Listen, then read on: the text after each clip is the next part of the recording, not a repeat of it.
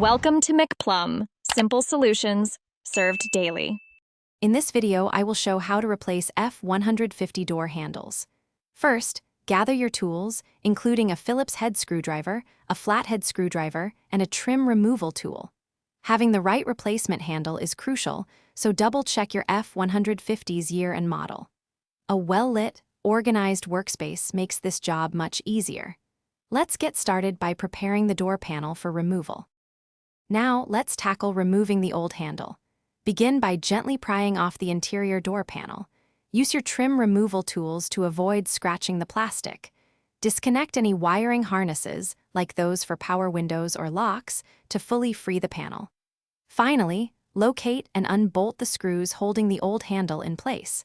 Take your time to ensure no damage occurs. Hey everyone, if you're finding this video helpful, please hit that like button and subscribe to the channel. It really supports us. On another note, after a tough repair job, you might need a good meal.